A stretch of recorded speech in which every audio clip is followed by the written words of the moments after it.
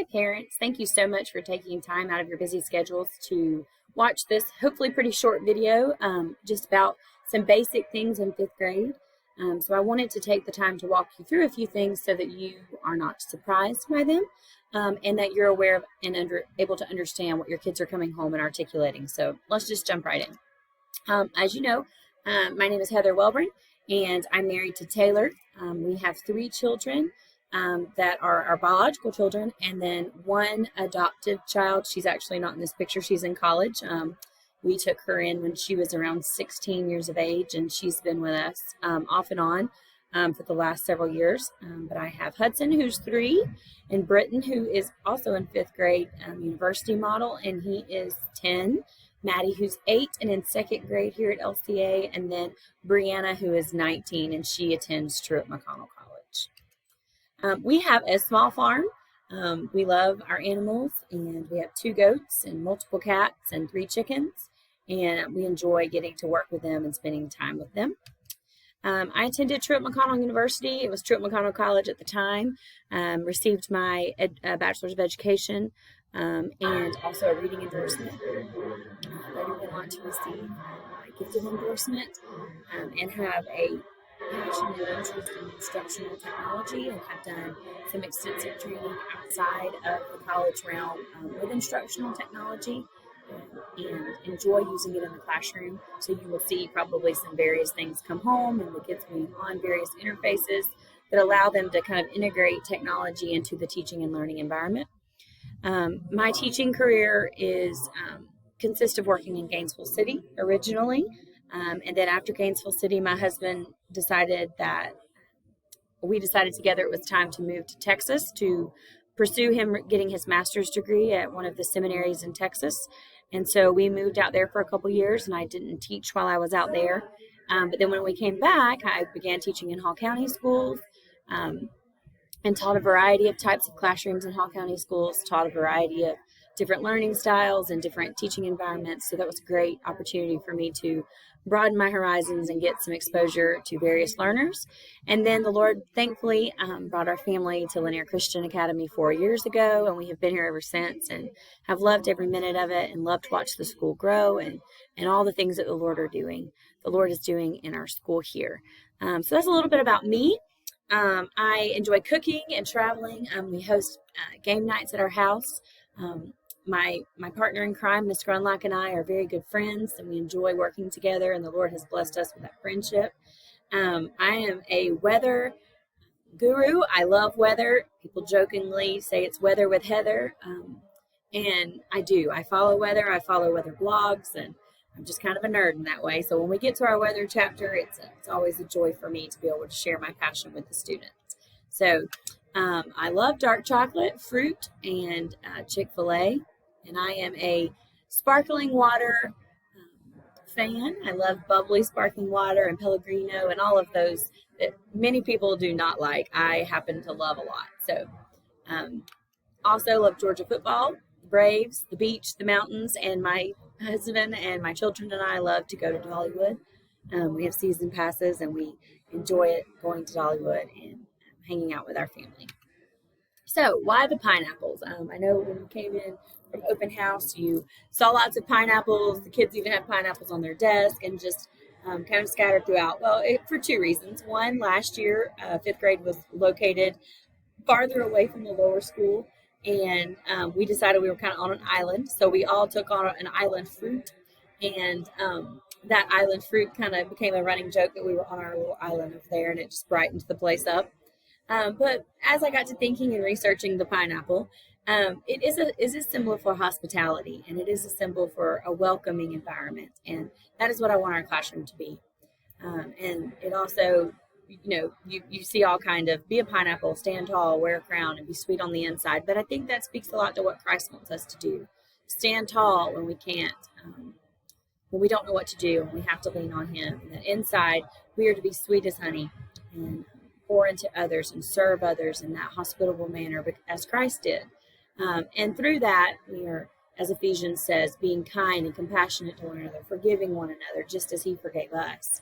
And that's really something that we try to embody in 5th grade, just loving on one another and growing with Christ with one another as we walk through this life. And fifth grade, we try to adopt a verse, and our verse is Colossians 3:23-24. Whatever you do, work at it with all your heart, as working for the Lord, not for human masters, since that you know that you will receive an inheritance from the Lord as a reward, and it is the Lord Christ you are serving. If they can understand that what they do is all unto the Lord and that they are working unto Him, then we are going to have a successful year. And so you will hear us quote this a lot. You will hear us talk about this a lot with them, and hopefully them begin to quote it themselves. But that is kind of where the pineapple comes from and why it ended up in my classroom as my theme. But I do love pineapples as a fruit to eat. But it's just, a fun way to remind us that ultimately we're living for Christ. And regardless of what's going on around us or how we may look or how we may be brought up, we are to love others and to forgive and to grow closer with Christ with our fellow brothers and sisters. So a day in the life of fifth grader. So when they come in, they unpack and they have my morning work board on the screen. It looks much like the one you see on the screen now.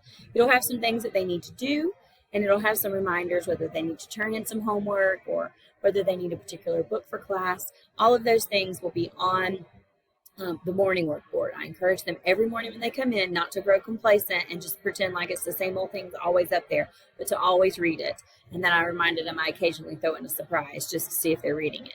But it does remind them to just stay on top of things. If they arrive on time by LCA standards and they're in the children's worship area somewhere between 7:30 and 8, then when they get to my room, they have a good 15 to 20 minutes, sometimes a little bit more, to work on their morning work. This is a great time for them to do their spelling for the week, to do work on their handwriting for the week, or for the month, since we give it monthly, or anything that they need to catch up on, study for a test, study their memory verse. So they do have that 15, 20 minutes in the morning when they come in just to kind of center their minds and get focused on the day and get some things knocked out. So on our parent portal that you got the link to under fifth grade traditional model, there is a link for our schedule, and I do encourage you to look at that, especially if you're trying to plan appointments or trying to know where we are, what we're doing, because that will tell you when we have our specials times, when recess and lunch is, but it also tells you when dismissal and those kind of things are. We do have some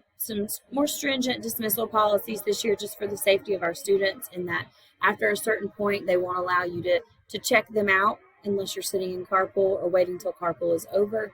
It just became a little bit chaotic and unsafe as parents were coming in and kids were shifting around and coming down the halls and things like that, because dismissal can be a little bit of a organized chaos type time. We know what's going on, we know where all the children are, but when we start adding different adults and different bodies that don't know, we just are trying to limit that during that time. So pay attention to that dismissal time. And if you're needing to check your child out early, make sure you do it with Miss Hart in the East Lobby before, I believe they said the cutoff is 2:30, so before 2:30. Of course, on the schedule, if you see that we have times broken down, math, science, those kind of things, those are flexible. Sometimes our math lesson may take longer that day. Sometimes it may be shorter. Sometimes we may need more time for writing. So it is written down, but it is flexible. And as things change, I'll try to update you on Seesaw or on RenWeb if there's any adjustments to homework and things of that nature. As I just said, RenWeb is a great place to go to check things. Homework's there. Daily lesson plans are there, things like that you can go and kind of know what's going on in the day. If you start seeing codes come home for graded work on your RenWeb notifications, an M may come through as a 0, but it is not a permanent 0. It's just a placeholder to remind you and your child, oh, I need to get this assignment done and get it turned into Miss Welburn before it becomes a permanent 0. If they're absent and I've marked something an A, then that is just reminding you, oh, they were absent that day, they need to make that assignment up. And if it's something that I'm just deciding they were absent, they're not really needing to make that up, it was something we did as a class, I can talk to them about it privately and catch them up on that, and they cannot do that assignment, I'll communicate that with you. And of course, a 0 is goes in the grade book for any items not turned in on time or turned in the time frame. And I typically say before the unit test. If you try to turn something in after the unit test, it's considered late and I won't accept it. I just have to have a hard and fast policy or things get a little out of hand. And it helps teach them responsibility and time management, which is something that they're desperately going to need when they get into upper school. A big part of fifth grade is studying. So there may be times where the homework load seems lighter as far as written homework goes, but every night there is something they need to be studying, whether it's spelling or Bible or anything along those lines. They need to be studying. And if they develop that habit this year, then next year becomes much easier. We are utilizing student planners, and this will help them know exactly what's going on in the week. I try to show them and teach them how to write it on the correct day so they see what the week ahead looks like. This is actually what they fill out every Monday when they come in. It's the first thing they do. I have them get out their planners. I have my planner on the board that looks similar to what you see on the screen. And then they fill out each section in their planner to match so that they know what's ahead, what's coming up, and there is no surprises. And of course, if anything changes during the day, if they aren't going to make it to an assignment, I let them know that and they can adjust it.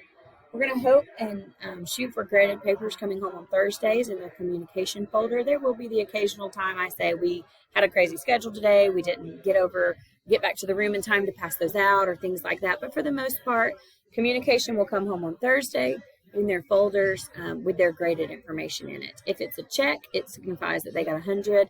Sometimes I'll actually write 100, but if you're wondering what the check means, it was a classwork 100 grade, if you see that on any of their assignments. They do have some binders that they keep up with, and this is just the structure that we've been asked by upper school to start trying to instill in them for organizational purposes. While next year may not be identical to what we're doing this year, it does begin to lay that foundation to prepare them for next year. So they do have 2 binders that they readily use every day. They have a math, science, and social studies binder, and all of that is in one. And then they have a Bible reading, writing, and grammar binder, and all of that is in one. They also have their homework and take-home binder, which you have hopefully seen. There are 2 sections in that binder. One of them is for homework that they're working on or to turn in when they finish. And the other one is to study so that they can have all of their study materials in one place.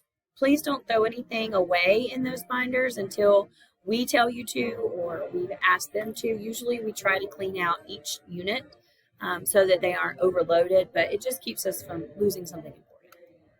Okay, so previously when we've used Seesaw or you've used Seesaw with a younger student in the past, there's been 2 apps. There's been a class app that we use in the classroom and we use as teachers, and there's been a family app that you use as a parent. This is no longer the case. They just have one app. When you have that one app, you can toggle between multiple students on that one app. You just have to go up and select the journal that you want to look at, and it allows you to view that child's journal. If students are asked to complete anything at home on Seesaw, which is not usually the case, we usually will complete anything that we're going to complete on Seesaw in class, but if we do, I'll send home a specific code that they have to use to sign in. I have sent everybody a personalized communication through the messenger feature on Seesaw this year, and this is where you can communicate with me specifically about your child. This works much like a text option. I started the initial conversation, so now we can just continue that thread throughout the year.